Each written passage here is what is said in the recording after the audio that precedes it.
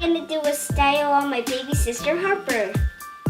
I'm gonna show you how to make rainbow curly hair, inspired by Sunny Day. Let's get started. First, you take a little piece of hair in your comb, slide the hair into the comb, tie into a knot. Keep adding hair until the comb is full.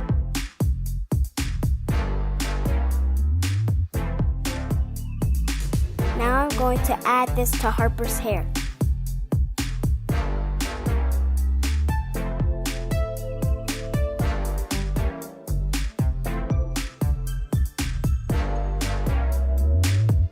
If you have braids like me, you can add rainbow rubber bands.